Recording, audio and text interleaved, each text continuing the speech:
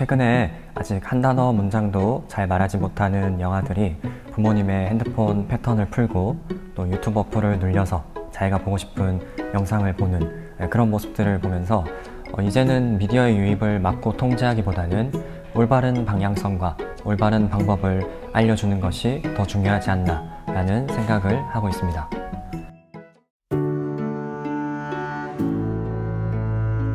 안녕하세요 여러분, 이경호입니다. 제일 처음 컴퓨터 교육을 가르쳤던 사람은 워렌 버클라이트였어요. 컴퓨터 교육을 배우고 현장을 방문해서 어린아이들이 컴퓨터를 사용해서 활동하는 걸 재미있게 봤어요. 근데 그때는 1987년이었고 1990년대에 2,000개 내지 3,000개 되는 CD-ROM 타이틀이 개발이 됐어요. 근데 이게 너무 많으니까 그러면 어떻게 하느냐. 프랑스, 이태리, 영국 사람, 미국 사람 다 왔어요. 그러면은 아시아에서는 누가 와야 되느냐. 그래서 이경우가 갔습니다. 그래서 열심히 한 7, 8년 이걸 평가를 하고 나니까 김경철 교수님, 그 다음에 그 아리스 미디어의 이건범 사장님 이런 사람들이 한글을 또 연구를 해서 소프트웨어를 개발을 했었거든요. 그래서 힘을 합쳐가지고 2001년도에 한국 어린이 미디어 학회가 창립이 되었어요. 그리고 2003년, 2004년에는 컨텐츠 진흥원이나 진흥협회 사람들이 협력을 많이 해줘서 산학협력의 지평을 마련해 주셨고, 워렌 버클라이트로 오히려 이제 인바이트해서 우리가 강연을 들었죠. 그런데 재미있는 거는 IBM에서 60개 하드웨어를 줄 테니까 한 학급을, 한 유치원을 선정을 해달라고 그러셔요. 그래서 한 학급이 아니라 그거를 주시면은 우리가 유치원에다가 보급을 하겠습니다 해서 이제 60 유치원에 줬어요. 그리고 그때 이제 학회에서 강의들을 많이 했죠. 처음에는 60개 줬다가 그 다음에는 100대 주고 그 다음에는 200대 주고 이 소프트웨어 그 다음에 산학협동 연구가 많이 됐어요.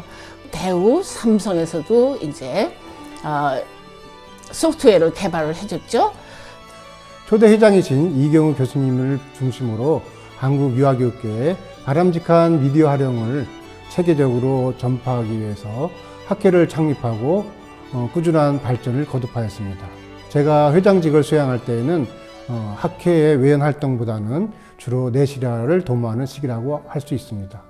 유아교육 선진화 정책의 핵심 가치에 실현 방안을 모색하고 교육 현장에서 과학기술의 발전을 반영하는 활동을 많이 시도하였습니다. 김창보 교수님의 뒤를 이어서 저는 어린이 미디어 학회의 저변 확대를 위해서 여러 가지 노력을 나름대로 했습니다. 이 4차 산업혁명 시대에 우리 어린이 미디어 학회가 우리 교수님들뿐만이 아니라 현장 선생님들에게도 정말 도움이 되는 학회가 되고 싶다. 시각 리터러시, 문화 리터러시 이런 쪽으로도 우리가 노력을 많이 기울였습니다. 유아교육에서 미디어라는 것은 자연물에서부터 그림, 사진에 이르기까지, 그리고 QR코드, 증강현실 여기에 이르기까지 폭넓게 다뤄야 된다는 생각하에 유아교육과 미디어 활용이라는 또 우리 책도 한 권 우리 학회에서 내기도 하고 그랬습니다. 오늘날 저희 때와는 비교되지 않을 정도로 학회가 많은 발전을 했다는 점에서 뿌듯함도 느끼고 감사함도 느낍니다. 우리 어린이 미디어 학회가 더 크게 발전하고 그리고 많은 사람들에게 유익을 끼치는 그런 좋은 학회가 되기를 기대합니다.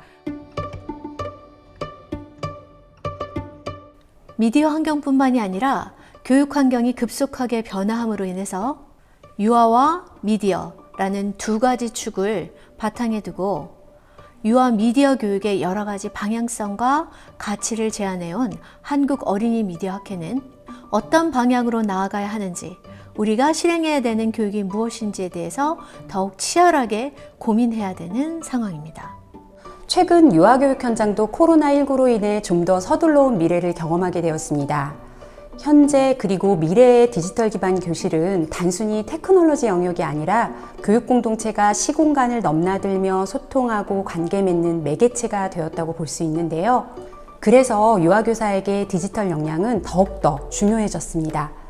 이제 유아교사들은 테크놀로지 지식이나 기술에 대한 도전뿐만 아니라 디지털 상상력을 발휘해서 기존 수업의 정형화된 통념에서 벗어난 새로운 교육을 만들어 나갈 필요가 있습니다. 그리고 무엇보다 디지털 네이티브로서의 유아의 존재에 대한 이해, 유아들과 함께하는 미디어 교육의 가치, 철학, 접근 방법에 대해서는 끊임없이 고민해 볼 필요가 있다고 생각합니다.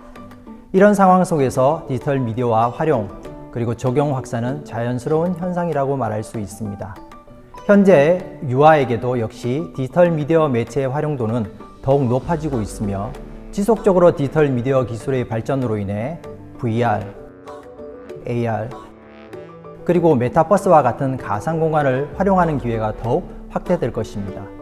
오프라인에서 이루어지는 경험뿐만 아니라 디지털 미디어 매체를 활용하여 놀이 확장에 대한 새로운 패러다임이 필요합니다. 새로운 기술을 개발하는 개발자들의 열정과 노력을 보면 매우 놀라게 됩니다. 예를 들어 아동을 위한 AI 로봇이나 컴퓨터 프로그램을 개발할 때 유아들이 사용할 수 있을 만큼 쉬우면서도 흥미를 주어야 하고 배울 것이 있도록 고민하며 개발합니다. 이처럼 개발자들이 개발해 놓은 다양한 매체가 어떤 교육적 의미를 가질지, 유아의 놀이에 어떻게 활용될 수 있을지 알기 위해서는 우리 유아교육을 하는 사람들의 역할이 크다고 생각합니다. 미디어 연구는 매우 중요한 연구 분야이며 우리 어린이 미디어 학회가 유아교육의 발전에 어떤 역할과 공헌을 하게 될지 큰 기대가 되어집니다.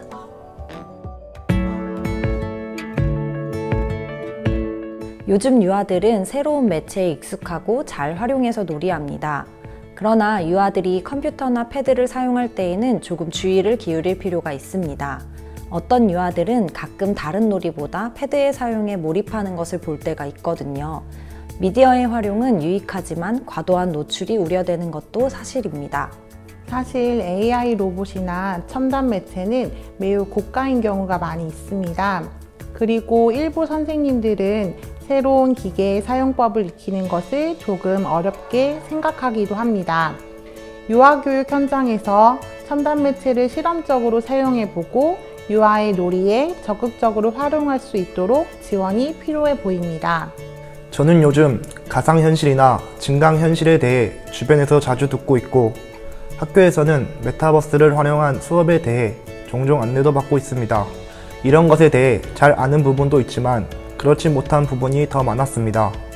미디어 사용에 있어서 유아들에게 어떻게 도움을 주고 어떻게 교육을 해야 할지에 대해 고민이 많았습니다. 유아를 대상으로 하는 미디어 교육을 체계적으로 배울 수 있는 곳이 있으면 좋을 것 같습니다. 그동안 한국어린이미디어학회가 유아교육 분야에서 미디어의 의미를 정립하기 위하여 다양한 학술 연구와 현장 연계 활동을 꾸준히 시도해 온 것을 잘 알고 있습니다. 이에 앞으로도 급속하게 변화하는 미디어 환경에서 우리 아이들이 다양한 사물과 매체에 공감하고 민감하게 공유할 수 있도록, 그리고 우리 유아 교육자들의 미디어에 대한 깊은 성찰과 교류가 잘 실현될 수 있도록 한국어린이미디어학회에서 소통의 기회와 만남의 자리를 끊임없이 지속해 주시면 너무 좋을 것 같습니다.